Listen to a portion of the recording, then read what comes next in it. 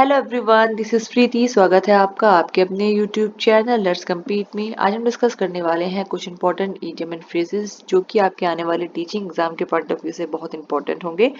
तो ऐसे idiom and phrases मैंने इस वीडियो में लेकर आई हूँ मैं जो पिछले एग्जाम्स में पूछे गए, तो इंपॉर्टेंट हो जाता है आपके लिए पढ़ना।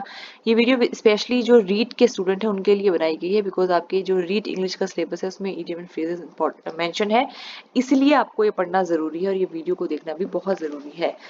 ठीक है, चलिए ज़्यादा टाइम वेस्ट नहीं करते, शुरू करते हैं। फर्स्ट हमारा जो ईडियम है वो है ऑल इन ऑल। ये आपको ध्यान रखना है, इसका मतलब होता है मोस्ट इंपॉर्टेंट, या फिर हिंदी में अगर आप बोलो सर्वे सर्वा, बहुत महत्वपूर्ण व्यक्ति जो होता है उसको कहते हैं ऑल इन ऑल।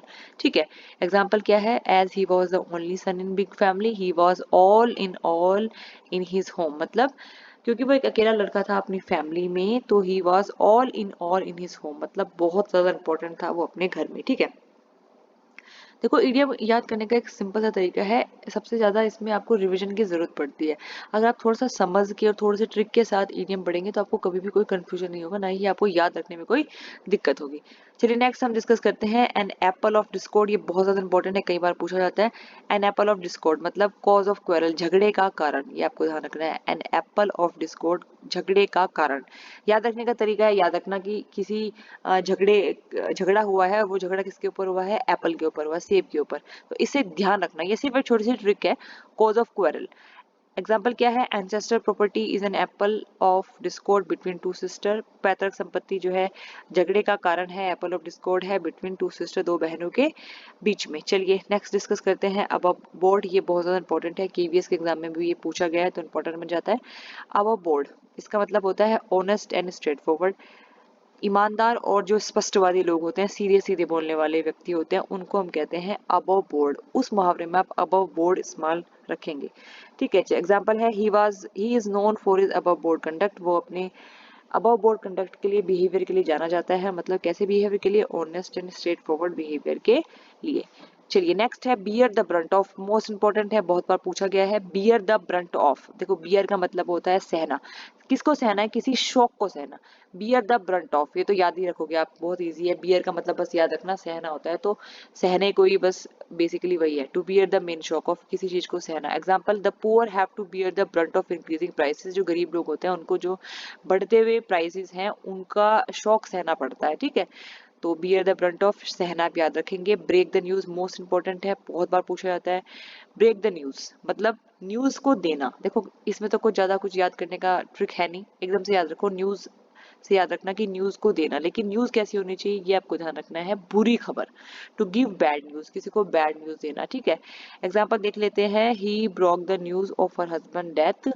उसने एक लड़की है, उसका हस्बैंड मर गया है, तो ही ब्रोक द न्यूज, उसने लड़की को जो है उसके हस्बैंड की मृत्यु की सूचना दी, तो ब्रेक द न्यूज आ गया। तो याद रखेंगे ऐसी सूचना, लेकिन सूचना बुरी होनी चाहिए। चलिए नेक्स्ट हमारा है black and blue. Most important है। टू बीट मर्सीलेसली मतलब किसी को इतना ज्यादा मारना, मतलब जिसपे कोई दया न की जा सके। मतलब आप मारते जा रहे हैं, मारते जा रहे हैं, मारते जा रहे हैं, तो तब आप ये मुहावरा याद रखेंगे ब्लैक एंड ब्लू। एग्जाम्पल है इसका, the thief was beaten black and blue by the police. चोर को ब्लैक एंड ब्लू मारा गया बाय द पुलिस, पुलिस के द्वारा मारा गया मर्सीलेसली। ठीक है, अब ब्लैक एंड ब्लू को याद करने का तरीका देखो, जब आप किसी को बहुत ज्यादा मारते हो तो उस पे जो है नीले नीले निशान पड़ जाते हैं, बस उसी से आपको याद रखना है ब्लैक एंड ब्लू। मतलब इतना मारो कि उस पर नीले नीले निशान पड़ जाए। ठीक है, छोटी सी ट्रिक है याद रखने की। अगर आपको वीडियो पसंद आती है तो प्लीज वीडियो को लाइक शेयर जरूर करें। चैनल पर नए हैं तो चैनल को सब्सक्राइब करें and press the bell icon button, ताकि आपको हमारी वीडियो नोटिफिकेशन मिलती रहे। एंड कमेंट करना ना भूलें। ठीक है, बिकॉज आपके कमेंट हमारे लिए बहुत ज्यादा इंपॉर्टेंट होते हैं। बोल्ड फ्रॉम द ब्लू, ये आप ध्यान रखेंगे। बोल्ड का मतलब होता है झटका, तो सडन और अनएक्सपेक्टेड शॉक, ये याद रखेंगे आप। बोल्ड फ्रॉम द ब्लू, ऐसा झटका जो आपने एक्सपेक्ट नहीं करा था। सडन और अनएक्सपेक्टेड शॉक अगर किसी इंसान को लगे तो तब आप ये मुहावरा यूज करेंगे। एग्जाम्पल है the news of her husband's death in the air crash came to her as a bolt from the blue.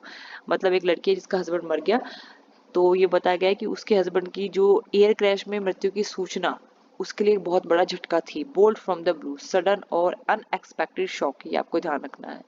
Bolt का मतलब झटका, ऐसे ऐसे आप याद रखेंगे। Bite the dust, bite the dust का मतलब होता है टू बी डिफीटेड, मतलब हार जाना। बाइट द डस्ट, हार जाना, ये आपको ध्यान रखना है। Example, Pakistan had to bite the dust in the final of world cup. World cup के फाइनल में पाकिस्तान को हारना ही पड़ेगा, तो इसलिए हमने इसको यूज करा है बाइट द डस्ट। ठीक है, चलिए, टू बी डिफीटेड, हारना होता है। नेक्स्ट हम देखते हैं बाय फिट्स एंड स्टार्ट्स। ये बहुत बार पूछा जाता है इरेगुलरली। ठीक है, by fits and start, example, if we study by fits and starts we can never be successful in our exams। अगर हम irregular study करते हैं एग्जाम में तो हम कभी भी सक्सेसफुल नहीं हो पाएंगे, तो इसको याद रखेंगे, इंपॉर्टेंट है, by fits and starts irregularly। ठीक है, चलिए नेक्स्ट हम देखते हैं come off with flying colour. Most important, I think सभी लोग इससे फेमिलियर भी होंगे। Come off with flying colours मतलब टू कम आउट सक्सेसफुली, सफल हो जाना बहुत अच्छे तरीके से, उसको हम कहते हैं come off with flying colours. ठीक है, चलिए, मतलब अच्छे अच्छे सुंदर सुंदर रंग अगर आपके सामने आए तो कितना अच्छा आपको लगेगा, तो उसी से आपको याद रखना है कि बहुत अच्छे से सक्सेसफुल होना। एग्जाम्पल है, the final football match was very crucial. Final football match बहुत ज्यादा क्रूशियल था, बट फाइनली वी वन, हम जीते, and came of with flying colour, बहुत अच्छे से जीते। मतलब ये होता है सक्सेसफुल होना, लेकिन कैसा सक्सेसफुल, बहुत ही अच्छी तरीके से, केम ऑफ विथ फ्लाइंग कलर। चलिए नेक्स्ट हमारा है क्राई ओवर स्पिल्ड मिल्क। ये तो आप ध्यान रखेंगे, इजी है, और इसके लिए ट्रिक है रेपेंट, मतलब पछतावा करना। ठीक है, क्राई ओवर स्पिल्ड मिल्क, इसका ट्रिक मैं आपको बता देती हूँ। देखो, दूध गिर गया नीचे, तो उस पर रो करके कोई फायदा है नहीं। ठीक है, उसको आप पी नहीं सकते, उठा नहीं सकते हैं, तो बस वही चीज है कि पछतावा करना, क्राई ओवर स्पिल्ड मिल्क, मतलब गिरे, एक तरीके से इन्हें बोलूँ तो दूध गिर गया, उस पर आप रो रहे हो, तो उसका कोई फायदा नहीं है, तो पछतावा होता है। एग्जाम्पल है, careless students often have to cry over spilled milk. जो बच्चे पढ़ाई नहीं करते, केयरलेस होते हैं, उनको जनरली क्या करना पड़ता है, रोना पड़ता है, पछतावा करना पड़ता है। नेक्स्ट हमारा है cut a sorry figure. Important है, to give a poor show. Cut a sorry figure मतलब अच्छा प्रदर्शन ना करना, ये आप याद रखेंगे। सॉरी से याद रखना, इसमें सॉरी आ गया, सॉरी का मतलब माफी मांगना। माफी कब मांगता है इंसान, जब उस पर गलती हो जाती है। तो ये एक छोटी सी ट्रिक है। ठीक है, तो मतलब आप अगर कुछ ऐसा परफॉर्मेंस कर रहे हैं जो बिल्कुल भी अच्छा नहीं है, तो तब आप यूज करेंगे cut a sorry figure. Example, the speaker cut a sorry figure in meeting. जो स्पीकर था, वक्ता था, he cut a sorry figure in the meeting, मतलब उसकी मीटिंग अच्छी नहीं हुई है, उसको एक पुअर शो हुआ है मीटिंग के अंदर। तो ऐसे आपको ध्यान रखना है। चलिए नेक्स्ट देखते हैं, cool one's heel, to be kept waiting, मतलब हाँ, इंतजार करवाना।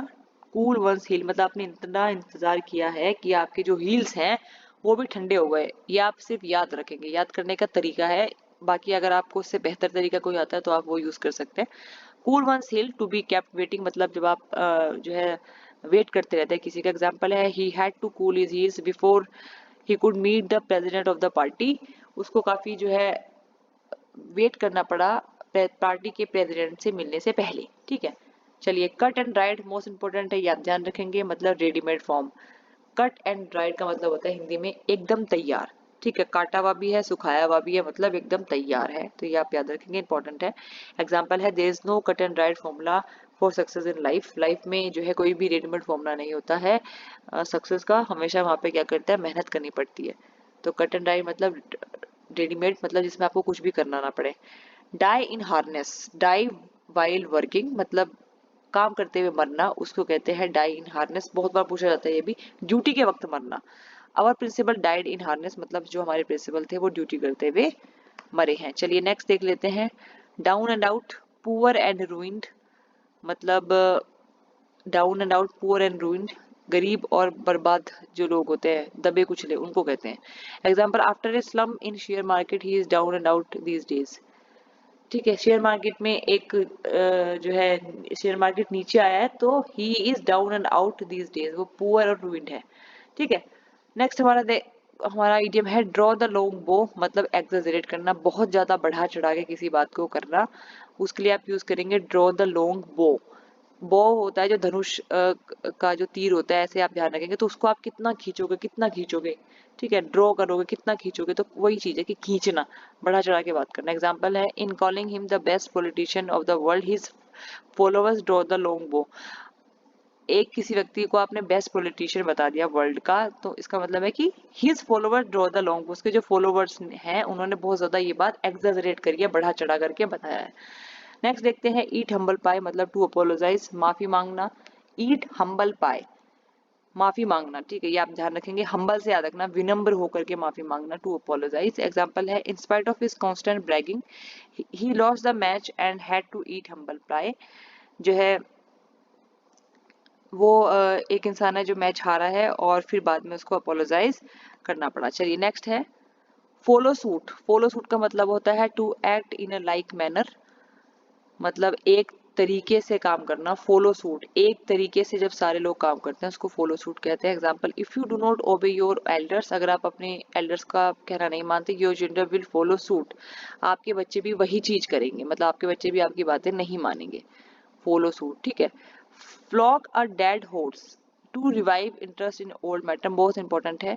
फ्लॉग अ डेड हॉर्स, ठीक है, इसका मतलब है पुराने जो मामलात हैं उनमें वापस से इंटरेस्ट पैदा करना। एग्जाम्पल है, the rivals always flog a dead horse to insult their enemies. जो राइवल्स होते हैं, जो आपके प्रतिद्वंदी होते हैं, वो हमेशा पुराने मुद्दे उठा के लाते हैं अपने एनिमीज को इंसल्ट कराने के लिए। तो पुराने मामलों में जो है इंटरेस्ट पैदा करना, उनको रिवाइव करना, फिर से जीना, उसको कहते हैं flog a dead horse. Dead horse से याद रखना कि डेड हॉर्स किसी काम का नहीं होता, फिर भी उसमें थोड़ा सा इंटरेस्ट आपको जगाना है। नेक्स्ट हमारा है fair weather friend, most important है, मतलब selfish friend. Fair weather friend का मतलब होता है ऐसे दोस्त जो सिर्फ सेल्फिश होते हैं। A fair weather friend will never stand you in difficulty, जो सेल्फिश दोस्त आपके होते हैं वो कभी भी आपके साथ डिफिकल्टी में नहीं खड़े होंगे। चलिए नेक्स्ट हमारा है grease the palm. Grease the palm का मतलब होता है टू ब्राइब, मतलब ब्राइब करना, किसी को जो है घूस देना। आप हथेली गर्म कर रहे हैं, बेसिकली वही चीज है। Nowadays, if you want to get your work done, you will have to grease the palm of someone or the other. आजकल अगर आपको किसी का काम करवाना है तो आपको जो है लोगों की हथेलियां जो है ग्रीस करनी पड़ेंगी, मतलब उनको घूस देनी पड़ेगी। नेक्स्ट है गिव अ वाइल्ड बर्थ, मतलब टू अवॉइड, अवॉइड करना किसी इंसान को। एग्जाम्पल है, we should always give a wild berth to all selfish and mean person, हमें हमेशा जो है मीन पर्सन को अवॉइड करना चाहिए। Give up the ghost. Give up the ghost मतलब पास अवे डाई, जो मर जाता है उससे याद रखना आप, give up the ghost. Ghost का मतलब होता है भूत, और भूत कब बनते हैं, जब मर जाते हैं। ये याद करने का तरीका है, pass away die. After long illness he gave up the ghost last week, लंबी बीमारी के बाद वो जो है पिछले हफ्ते मर गए। तो ऐसे आप ध्यान रखेंगे। चलिए, हाँ जी, तो ये कुछ इंपॉर्टेंट इडियम थे जो मुझे आपके साथ डिस्कस करने थे। रीड के पॉइंट ऑफ व्यू से वीडियो बनाई गई है, और इंग्लिश प्रिपरेशन रीट के नाम से मेरी प्लेलिस्ट है, उसमें आप सारी जितनी भी वीडियोस हैं वो देख सकते हैं जो भी रिगार्डिंग रीट एग्जाम के है। फिर भी अगर आपको कोई कंफ्यूजन है वो आप मुझे कमेंट सेक्शन में बताएं, मैसेज कर करके बताएं, वो आप बहुत ज़रूरी है हमारे लिए जानना। और किस टॉपिक पे आप वीडियो चाहते हैं वो भी आपको हमें कमेंट सेक्शन में बताना होगा। चलिए फिलहाल के लिए इतना ही, जल्दी मिलते हैं अगली वीडियो में, तब तक के लिए बाय बाय।